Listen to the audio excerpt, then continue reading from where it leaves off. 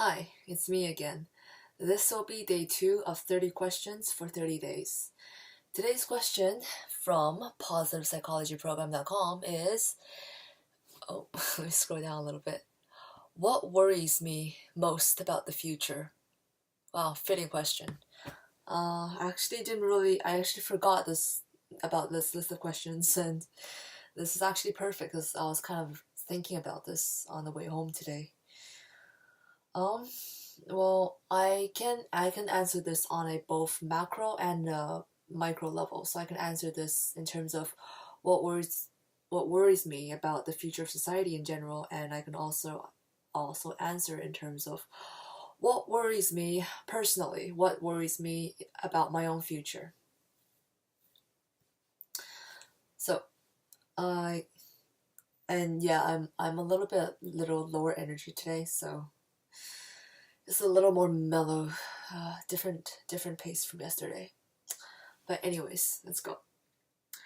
What worries me about the future? I'm actually, um,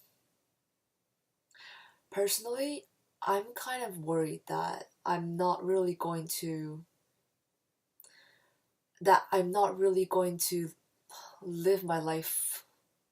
I'm trying to avoid cliches here, but I'm worried that I'm not gonna maximize my life. I'm not going to have experienced all the things that I want to experience and accomplished things to the extent that I've used up all my natural talents, right? Because I guess because it's a pretty common fear, I suppose. It really just boils down to I'm afraid that I'm not really going to amount to anything, and it's not necessarily amounts to something, as in I'm not going to become famous. I'm not going to solve cancer. I don't really expect myself to achieve that high level, the standards of that caliber. But I am worried that I'm not going to be able to accomplish one or two major projects that I've put my all into, that I, one or two projects that I put a lot of time, a lot of research, all my talent, all my intellectual powers, all my artistic powers. I really want to be able to create a project in which I can fulfill both my logical abilities and my creative abilities, and to maximize my and to basically push myself to the very limits in a project like this. And I'm worried that I'm not going to be able to achieve this because, quite frankly, I don't know what kind of a project that would even look like. So honestly, I don't know where to begin, and I'm not getting any younger. Like I'm not saying I'm old. I'm just joking, but I'm like I'm not a high school kid, right? The amount of time that I have left to experiment with different ideas and different projects, it's limited, and it's shrinking every day, every year that I don't decide on that one thing that I'm gonna devote the rest of my life to. So that really scares me. So I still haven't found it. I have a few ideas for projects and I am kind of working towards it, but my approach to this is just I'm just gonna take what I can imagine and just work on it, at least have a starting point, and then go from there. Like even this video thing, it's a starting point for me. I have no idea where this is gonna take me. Talking to a camera, not even sure if anyone's watching. I guess it doesn't really matter if they are. I, I just want to have something somewhere to start. You know, I don't know what my creative magnum opus is gonna be. I just know that I want it to be creative and I want it to be logical. Some combination of the two. I've thought about philosophy, um, something combining what I'm doing at work, like front end programming stuff. I like to read, so I thought about incorporating a little bit of history into that. history, psychology. I don't know. I'm still trying to come up with the project that I can hopefully devote my life to, and which I can pour all of my intellectual and creative abilities into. And I'm really afraid that I'm not going to be able to make a lot of headway into this project. And that I'm not going to be able to take this project, whatever it is, to a really high level and deep place. What do I... Wait.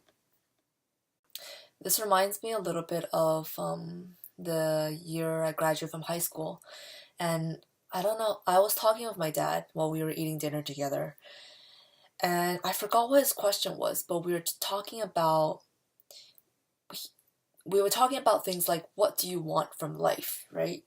I think my dad was asking me what I want from life. What do I want to do with my life? And I think my reply was that by the end of my life, I wanted to completely exhaust myself. Like, just have worked so hard on something that all my energy, all my potential, everything just sucked dry and completely utilized. Like, there's no waste of human potential in me by the end of my life, because I've like fucking used it all. I've used all of it.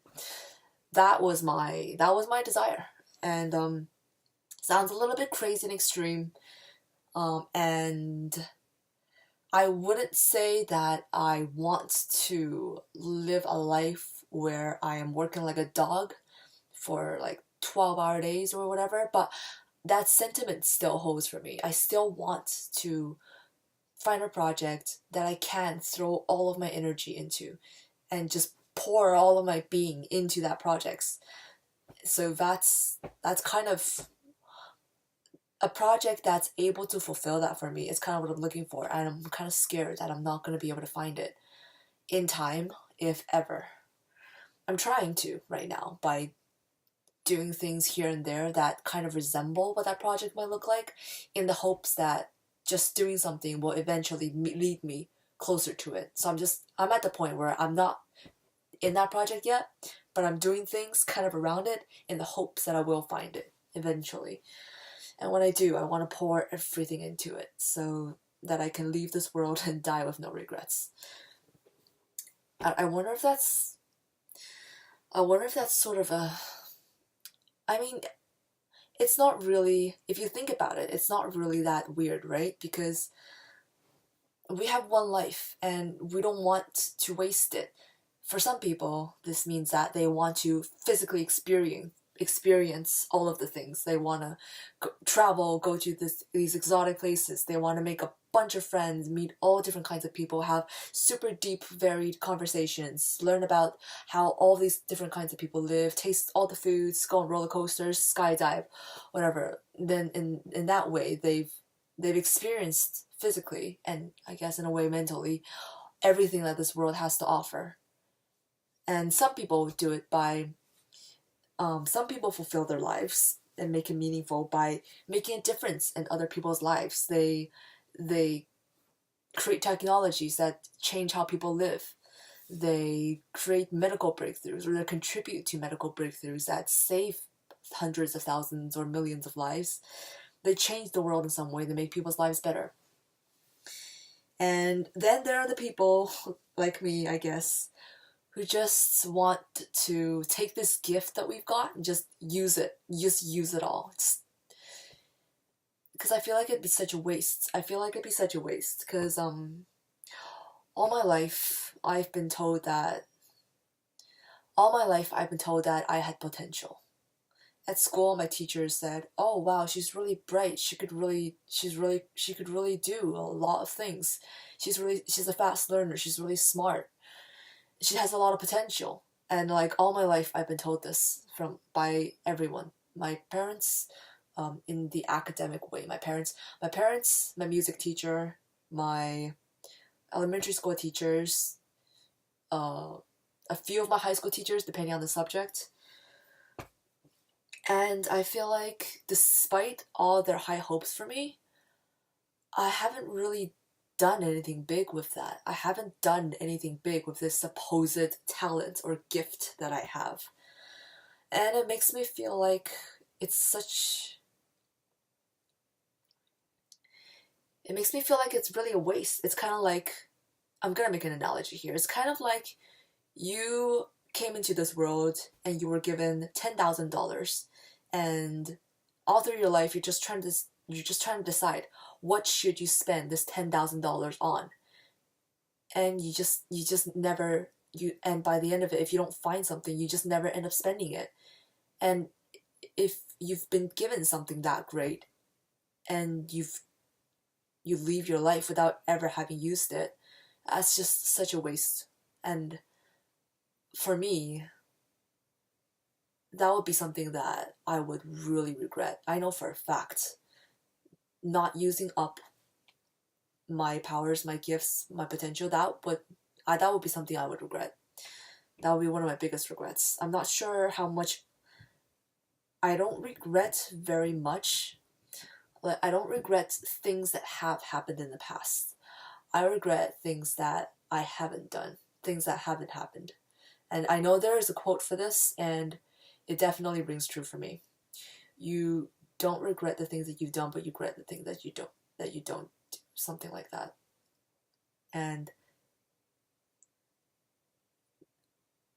But a big part of that is I don't even know what I want to do. So yeah, I'm just like, sometimes I pray, like I literally pray, God, please tell me what is the thing that I should do. Just show me what's the thing. I have no idea. I feel like I'm not creative enough.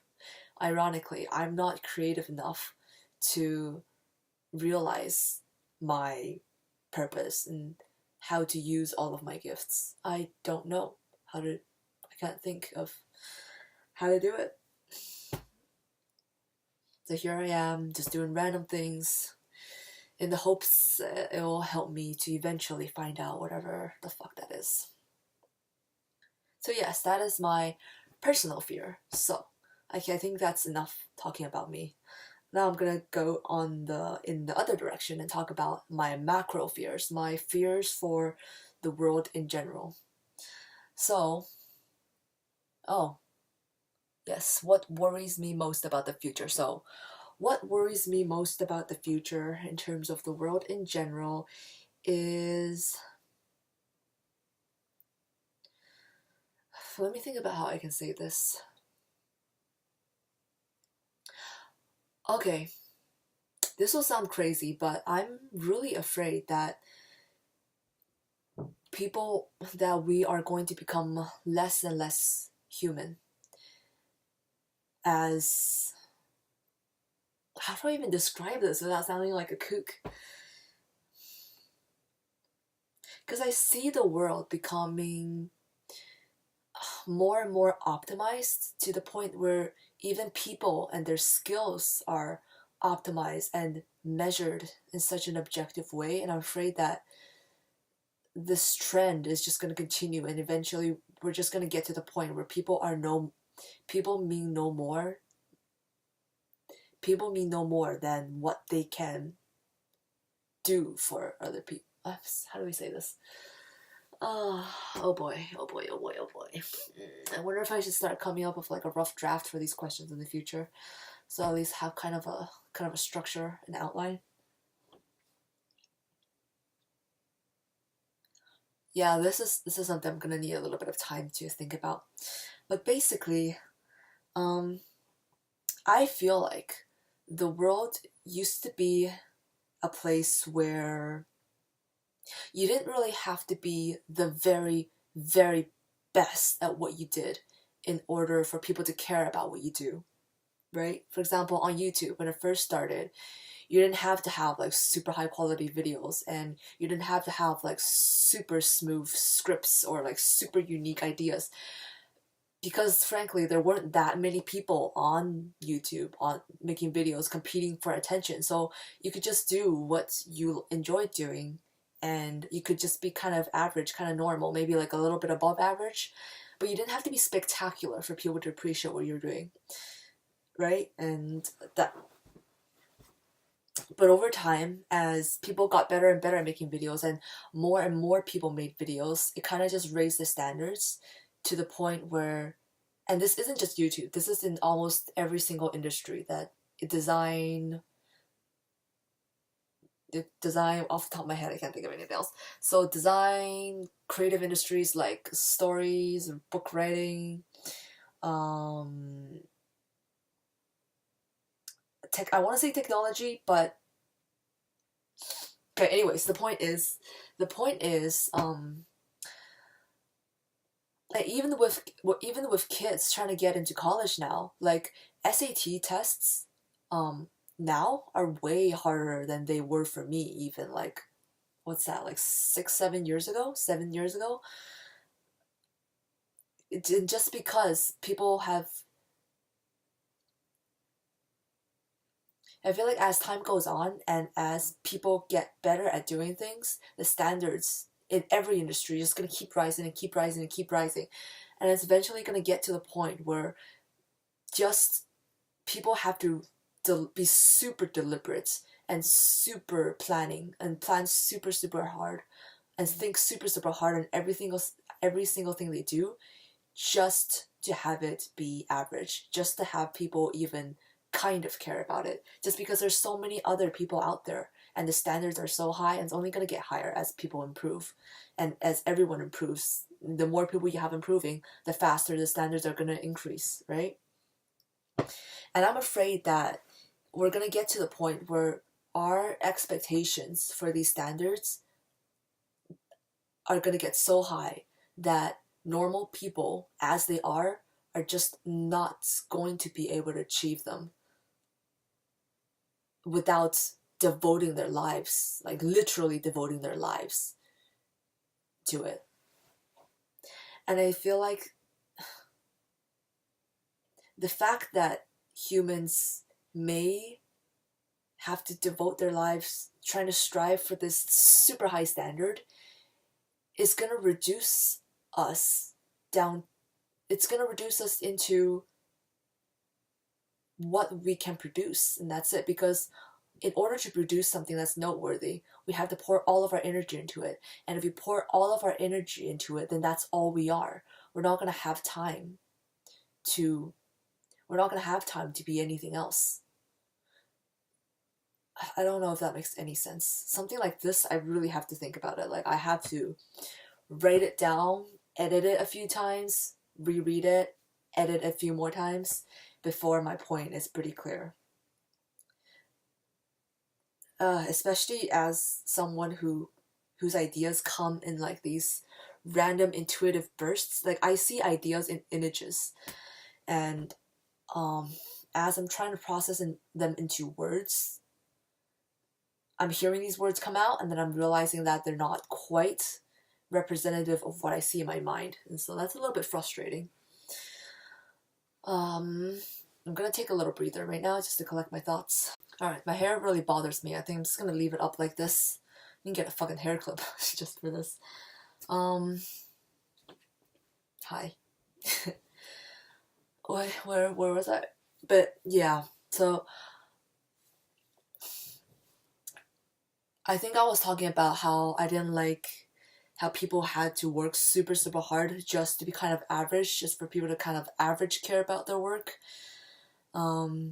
Because I feel like it's really sad, because that means that in order for people to make something that others care about, they have to basically be super tryhards. They have to basically be super tryhards, whereas before it was just kind of effortless and it felt more natural. So like the things that people produced before, they were just fun. There was less pressure around it. And I think the fact that there was less pressure around it made it feel more authentic, I guess. More authentic and less invested. I'm aware of how this sounds right now. It kind of sounds like I'm saying that. It kind of sounds like I don't value super deliberate hard work, and that's not what I'm saying. I just think there is a place for casual type of work, and then there is a place for really deliberate work. And I'm really afraid that our rising standards as a whole is going to make it so in this world there is only place for super deliberate work, and that the spontaneous natural off the cuff stuff is just gonna die away because everything's already been done before.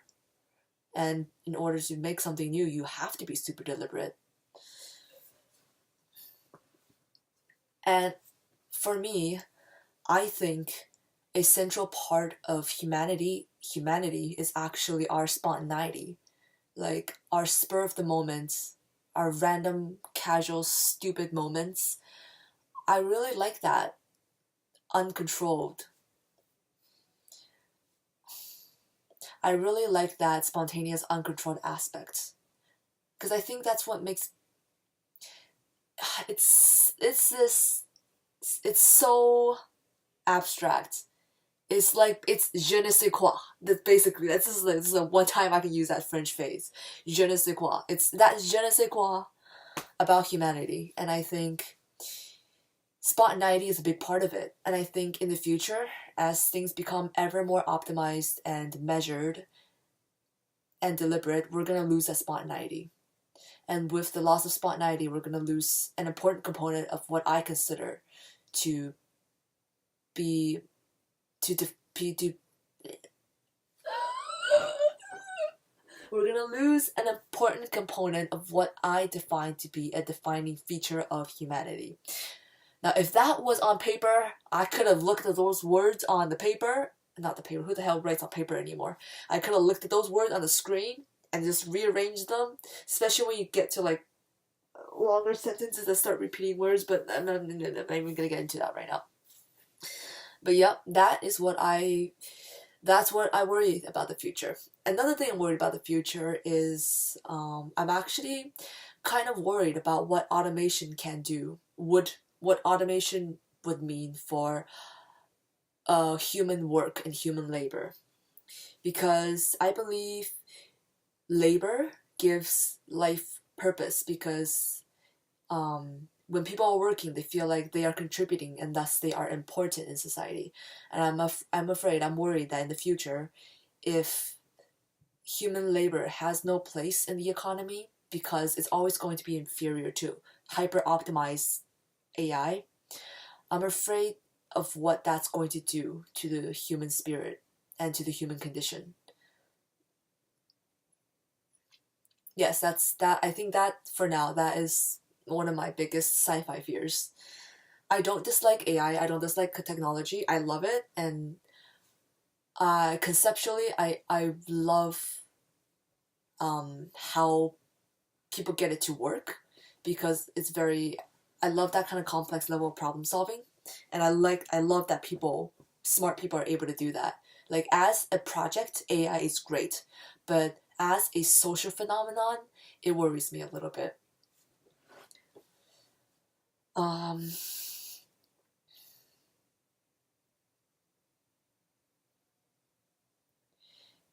because it can really get to the point where if a machine is able to learn the same using the same algorithms. Okay, if a machine is able to learn using the algorithm that mimics how humans learn, and then they just crank the speed and efficiency up, and they just crank the speed and efficiency up, then essentially machines can replace humans. Um, and so at that point, we have to really think about what it even means to be human. What is the essence of human that can't be optimized? Because if human value can be tied to any metric that can be optimized, that means human value can always be replaced by a superior artificial design. Always. So the only way in which humans can't be replaced is to center the value of human beings around something that something something in which the value cannot be bettered by objective optimization, if that makes any sense at all. Uh yeah, so I'm kind of hoping that we find that thing. I mean, emotions, feelings, love, relationships, that is something that humans do, which is a subjective experience and hence isn't really really prone to optimization, because the value in the experience lies in the experiencing of the experience. So if we can find more things like that, then I think there might be hope for a future. Otherwise, oh boy, when machines replace humans and if humans have no benefit above machines, then it's going to be a really depressing world, because you're going to have millions of people sitting around wondering why the fuck they even exist, which is basically what depression boils down to, if you think about it. So you're gonna have millions of people depressed because we haven't found a way to define human value outside of what humans can objectively accomplish. I think I'm gonna end it there. All right, signing out. Peace out.